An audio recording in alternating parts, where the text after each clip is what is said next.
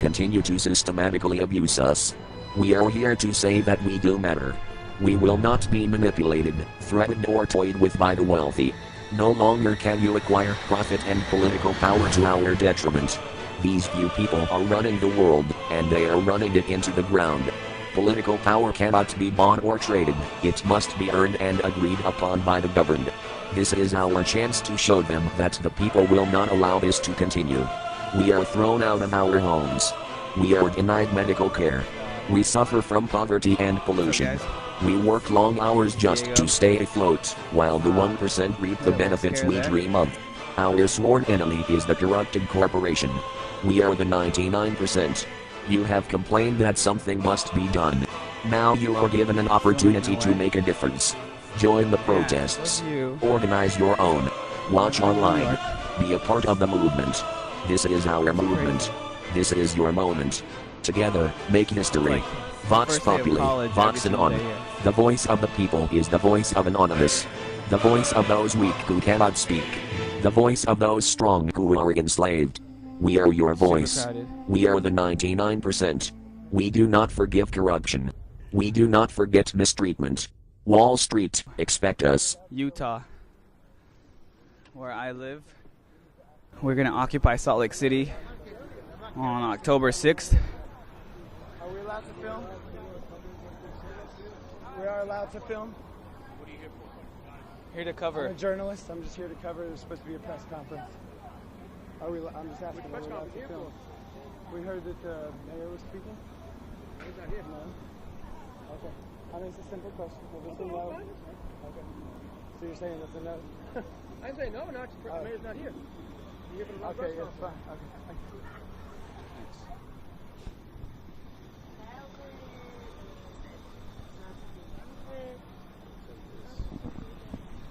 How do I do this? Cell phone, keys, anything electronic. Okay, I gotta put my cell phone through the machine. Hold on. You put this through there, right? No, that's the number. Okay. Here, put this right here. Yeah, hold on.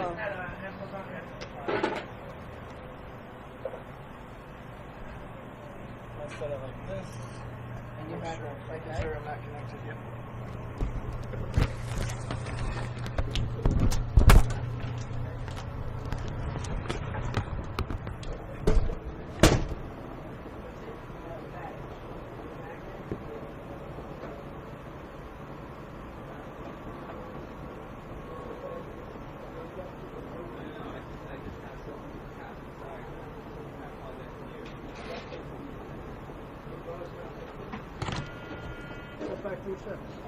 Anything in your pant leg pockets?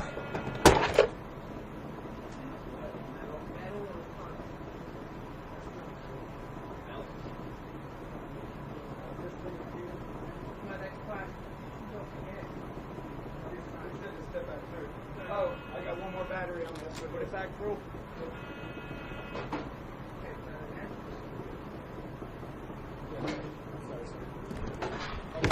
This. Got all the batteries coming out. Alright, we're still at it. We still got it.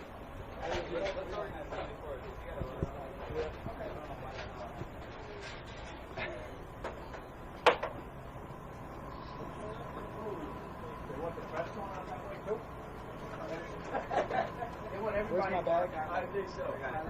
Okay. Are you still on? Still on? Yeah. Alright, you grab the rest of that. Yeah, go. My money, is this your money or mine? I'll give you whatever. We'll split it later. Yeah, okay. Wow. Okay. Was that as intense for you guys as me? Damn. All right, here we go now.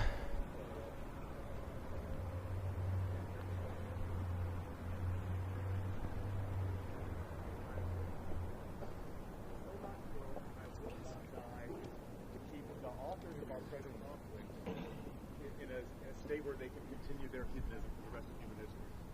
There's no point on arguing whether what we're doing now makes a difference, or whether what people at home who are ignoring the situation make a difference. It's going to be what kind of difference we make. This is too big to ignore. Thanks. just want to say also briefly that the police tactics of trying to keep people as uncomfortable as possible down there, especially in the rain, almost caused a man to die of hypothermia the other night, who had been covered and was ordered to take the cover down. He was shaking uncontrollably. We put him in the back of one of the trucks down there, took his clothes off, covered him up with blankets. The next day I ran into him and he said, I really believe I was going into shock, that I'm really glad you people intervened because I was ready to pass out there. So the tactics of not allowing people to cover themselves up down there are putting lives at risk. And if that's what they want to do, they're going to be responsible in case somebody freezes to death down there.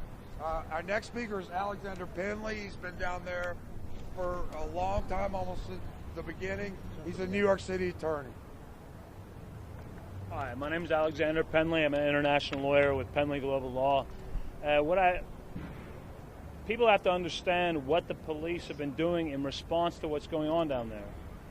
Basically, the first days I was there, I've been a liaison with the police, where I was speaking to the police of what do you want, what can we do to de-escalate any possibility of violence happening here. And in general, they've been fairly reasonable. Until two Saturdays ago, I was on the march to Union Square, and basically police started doing something I didn't even understand, why they decided to go crazy. And at the end of the day, there's been a lot of violence against protesters, none of whom have been breaking the law. People who have been doing their best to protest within their rights, completely within their rights, even to the point of bending over backwards. As an attorney, I saw false arrests. However, I wanted to keep the police from beating people up. So I had to tell the protesters, hey, yes, we can deal with this later via lawsuits, because we don't want any violence here. We want it completely peaceful. And all of the protesters have been wonderful to that. If you saw any of the videos, even after Baloney basically spread pepper spray into the air before he decided to spray directly into a woman's face for no reason. Still, even with that, there was no physical response. People even had a right to physically respond, yet they did not. Everybody has been doing everything they can to be completely within the law, outside of a group of hoodlums in blue and white shirts called the NYPD. And as an international lawyer, sometimes I wonder why I am even a lawyer when we cannot get the police who make the law. The law is in their favor, and they refuse to even follow that. With that said, I have to say that many of the blue shirts at the park have been very reasonable, extremely reasonable. Can't blame all of them. But on these marches, they have been able to say no more. And my understanding is actually 100 of them have said no more. And so we will not come to fight off people within their democratic rights. And they have not come to work, which I applaud them for. And I hope that the police union stands up and says, we are the 99% too. As a lawyer, I'm not rich. I'm not from a rich family. I might be a lawyer, but I fought with a single mother. I grew up in New York City back when that was possible. I have a doctorate and a master's in law. I'm a lawyer in 3 countries. There's the way these things happen, but they're not able to happen anymore because the 99% has hijacked our democracy, has made it completely for corporate interests, and we have no rights, very few. Legally, yes, we do. However, when $4.6 million was paid directly to the New York City Police Department from J.P. Morgan in these times, we understand why they're paying them. They're saying, defend us because we are Wall Street. It should be illegal for any company, private company, to give any money directly to the police department. $4.6 million. Why? So they have a right to hijack our democracy? Hey guys, it doesn't even need to be under the table anymore because that is above the table. And that must stop, and our democracy needs to come back home, not only in the U.S., around the world.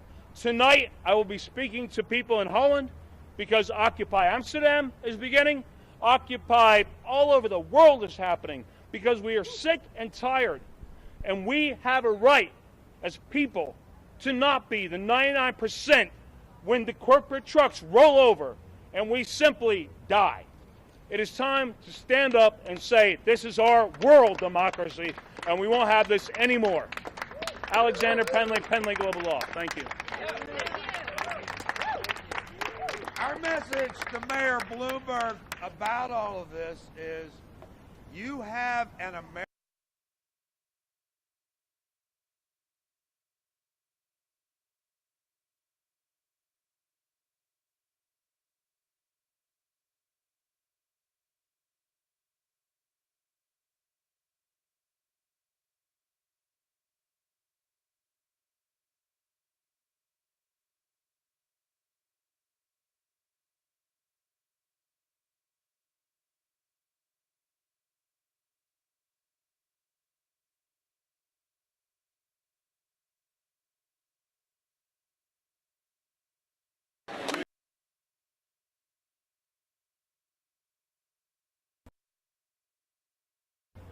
in 1983. I've been fighting for this,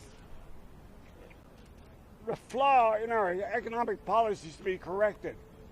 Currently, when a recession occurs, it is the bottom ring of the economic ladder that is decimated, and it is caused by a simple flaw in our economic policies. When inflation starts to occur in our economy, the Fed will raise the interest rates. Raising of the interest rates decreases demand from the bottom of the economic ladder, and the small businesses, the middle class, and the working people are put out of work, foreclosed on, and just decimated. When we really need to do is reduce demand from the top, the excesses of the upper class that are trying to protect their money and their wealth. So what we need to do is, instead of raising interest rates, before the Fed raises interest rates, the income tax must be changed from a recession type income tax to an inflation tax type income tax. What we need to do is, when inflation starts to occur, currently right now we have an income tax that encourages credit use and no savings or money investments. The tax on money investments is 35%. The tax on inflationary investing is at 15%. This is fine. It works to help us get out of recession. It encourages people to go in debt, which we need, and encourage people to make investments. But when inflation starts to occur, the opposite happens. People get out of money. They don't want to hold money anymore. So they move into a market that is already increasing in prices. So why do we give an interest deduction to people to create more money? The economy already has too much money in it.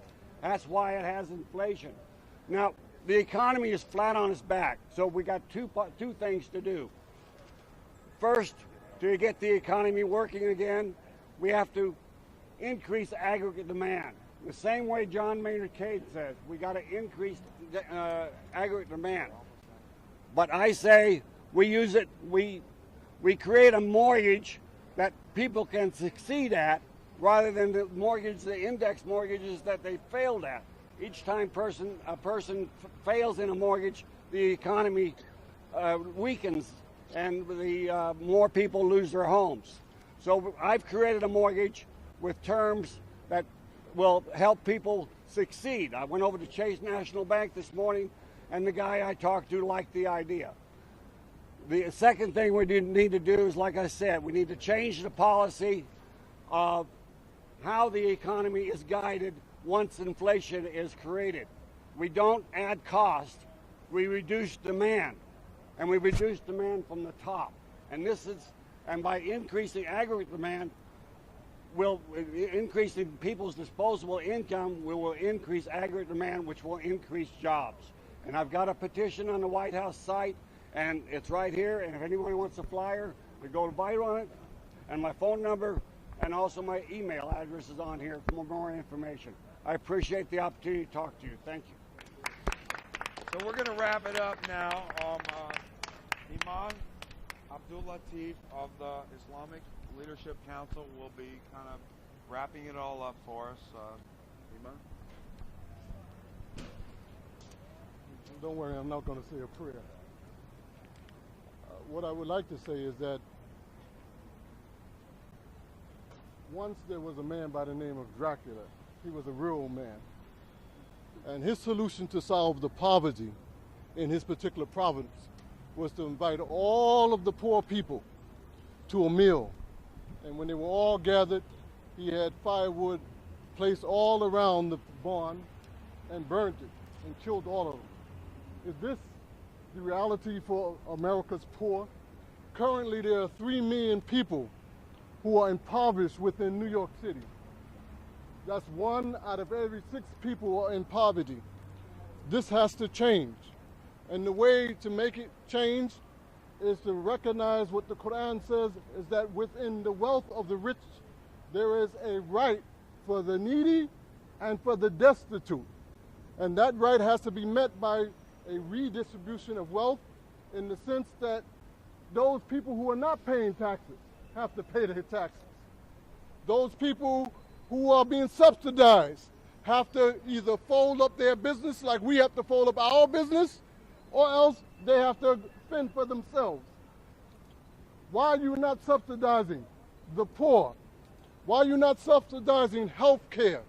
Why are you not subsidizing the homeless? Why you are not subsidizing the elderly? Why are you not subsidizing those people who need educational resources?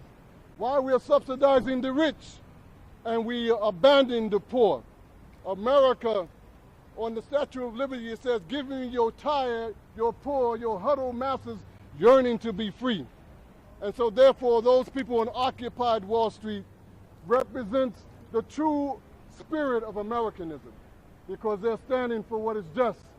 And Allah subhanahu wa ta'ala says in the Quran, "Inna Allah yamuru bil adli wa ihsan." He loves the doing of good and that what is just. And so stand up for justice. May Allah be with you all. Well, they haven't run us off the steps now, so if there are any people here that were, excuse me, but we're going to get some other people.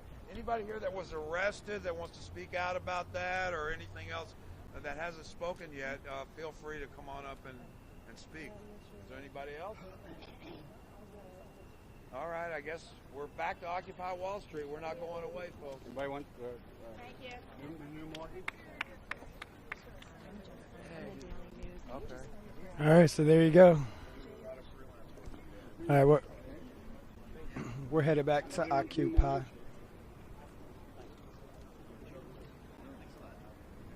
Sir, could you show that paper to all our viewers? Just hold the paper up. But I would like to get, before he goes on, I'd like to get some of our speakers that you missed to come speak.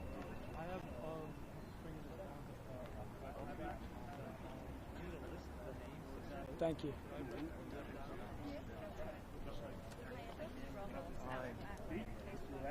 Oh, good. Did you want it? Yeah, let me specifically try to get the Iman.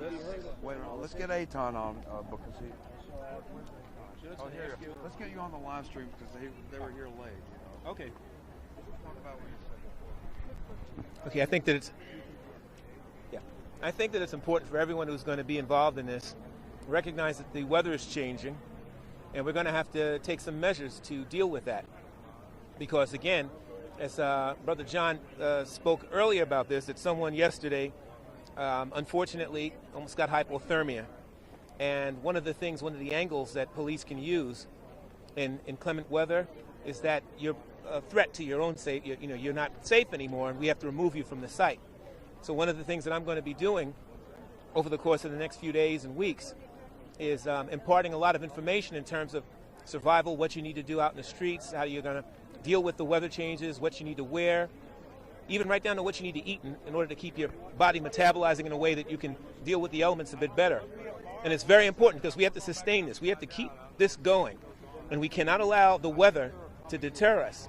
And it can. And it also can give the police an angle to get us out of there. So that's what I'm going to be doing. And I'm looking forward to interfacing with everyone and giving them the practical information that they need to pretty much survive in every element. And we got to get creative, too. When it gets really cold, we might have to go into warming stations. We might have to use the McDonald's. It's just not only a place to eat French fries and hamburgers, but it's a warming station. People who have vehicles, we might want to get involved with them. We want to find people who can actually allow their vehicle to be used as a place where people can warm up. That's something else. Maybe some of the colleges, local areas.